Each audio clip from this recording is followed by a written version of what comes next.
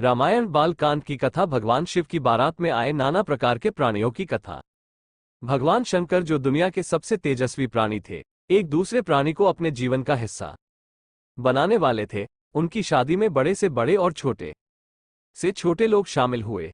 सभी देवता तो वहां मौजूद थे ही, साथ ही असुर भी वहां पहुंचे। आमतौर पर जहां देवता जाते थे वहां असुर जाने से मना कर देते थे, और जहां असुर जाते थे वहां देवता नहीं जाते थे। शिव पशुपति हैं, मतलब सभी जीवों के देवता भी हैं, तो सारे जानवर, कीड़े मकोड़े और सारे जीव उनकी शादी में उपस्थित हुए। यहां तक कि भूत, पिशाच और विक्षिप्त लोग भी उनके विवाह में मेहमान बनकर पहुंचे।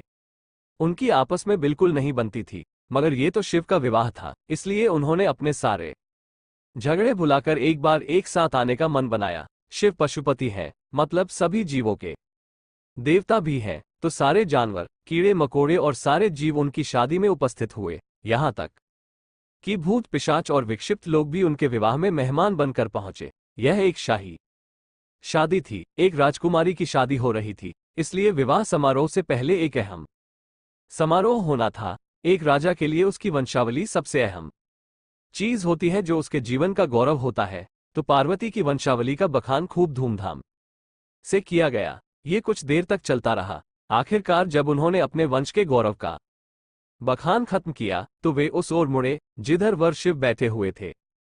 सभी अतिथि इंतजार करने लगे कि वर की ओर से कोई उठकर शिव के वंश के गौरव के बारे में बोलेगा, मगर किसी ने एक शब्द भी नहीं कहा।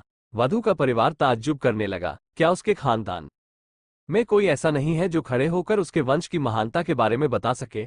मगर वाकई कोई नहीं था। वर के माता पिता, रिश्तेदार या परिवार से कोई वहां नहीं आया था, क्योंकि उसके परिवार में कोई था ही नहीं। वो सिर्फ अपने साथियों, गणों के साथ आया था, जो विकृत जीवों की तरह दिखते थे। वे इंसानी भाषा तक नहीं बोल पाते थे और अजीब सी बेसुरी आवाजें निकालते थे। वे सभी नशे में चूर और विचित्र अवस्थाओं में लग रहे थे।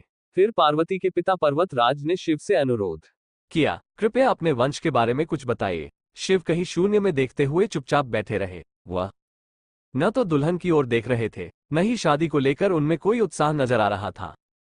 वो बस अपने गणों से घिरे हुए बैठे रहे और शून्य में घूरते रहे।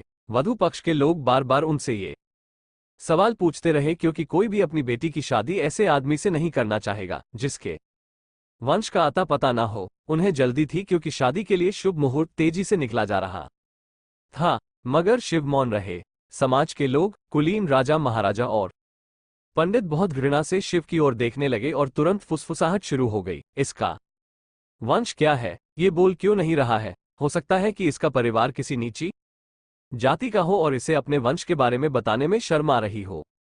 फिर नारद मुनि, जो उस सभा में मौजूद थे, ने ये सब तमाशा देखकर अपनी वीणा उठाए और उसकी एक ही तार खींचते रहे। वो लगातार एक ही धुन बजाते रहे, टून टून टून। इससे खींचकर पार्वती के पिता पर्वतराज अपना आपा खो बैठे। यह क्या बकवास है? हम वर की वंशावली के बारे में सुनना चाहते हैं, मगर वो कुछ बोल नहीं रहा। क्या मैं अपनी बेटी की शादी ऐसे आदमी से कर दूं? और आप ये खिजाने वाला शोर क्यों कर रहे हैं? क्या ये कोई जवाब है? नारद ने जवाब दिया, वर के माता पिता नहीं हैं? राजा ने पूछा, क्या आप ये कहना चाहते हैं कि वह अपने माता पिता के बारे में नहीं जानता? नारद ने सभी को बताया कि भगवान स्वयंभू हैं। इनके माता पिता ही नहीं है, इनकी कोई विरासत नहीं है, इनका कोई गोत्र नहीं है, इसके पास कुछ नहीं है, इनके पास अपने खुद के अलावा कुछ नहीं है। पूरी सभा चकरा गई।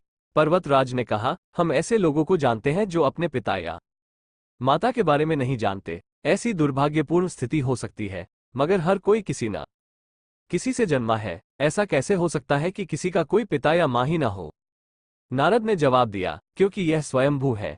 इन्होंने खुद की रचना की है। इनके न तो पिता है, न माता, इनका न कोई वंश है, न परिवार। ये किसी परंपरा से ताल्लुक नहीं रखते और न ही इनके पास कोई राज्य है। इनका न तो कोई गोत्र है और न कोई नक्षत्र, न कोई भाग्यशाली तारा इनकी रक्षा करता है। यह इन सब चीजों से परे है।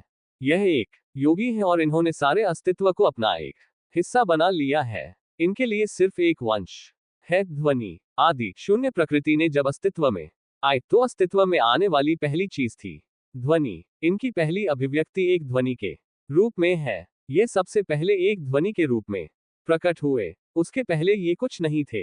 यही वजह है कि मैं ये तार खींच रहा हूं। इस प्रकार से भगवान शंकर माता पार्वती का विवाह संपन्न हुआ।